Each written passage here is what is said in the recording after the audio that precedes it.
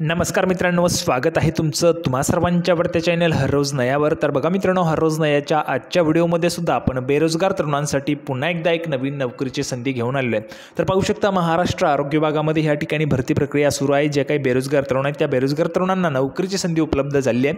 12वी पास तुम्ही असल्यास तुम्ही या ठिकाणी अर्ज करू शकणार आहात। पदांची नावं सुद्धा आपण पाहणार आहोत। त्यासोबतच काय काय शैक्षणिक पात्रता लागणार आहे, किती वयाची अट आहे ते सुद्धा पाहणार आहोत। कशा पद्धतीने अर्ज करायचा आहे संपूर्ण माहिती आपल्या चॅनलमार्फत तुम्हाला प्रोव्हाइड केली जात असते। बेरोजगार तरुणांसाठी आपण शासकीय असेल, निमशासकीय असेल, प्रायव्हेट असेल, कॉन्ट्रॅक्ट बेसिस असेल, सर्व पद्धतीच्या ज्या काही भरतीच्या नोकऱ्या आहेत त्या घेऊन येत असतो। तर आरोग्य विभागामध्ये भरती प्रक्रिया या ठिकाणी सुरू आहे। लगेचच आपण जाहिरातीवर जाऊया आणि संपूर्ण माहिती पाहूया।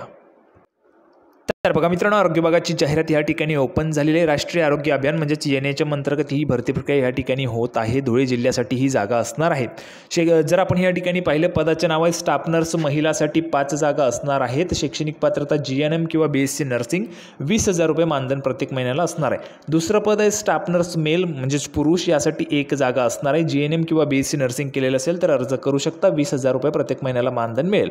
पुढचं पद आहे MPW म्हणजेच मल्टीपर्पज वर्कर, पुरुष, 6 जागा आहेत। 12वी science plus paramedical basic training course किंवा मग सॅनिटरी इन्स्पेक्टर कोर्स केलेला असेल तर अर्ज करू शकता, 18,000 रुपये प्रत्येक महिन्याला मानधन मिळणार आहे।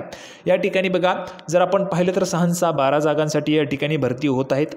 आरक्षण न्याय वॅकन्सी मॅट्रिक्स तुम्हाला या ठिकाणी पाहायला मिळत आहेत। आता अर्ज कशा पद्धतीने करायचे त्या संदर्भाची माहिती आपण या ठिकाणी पाहूया।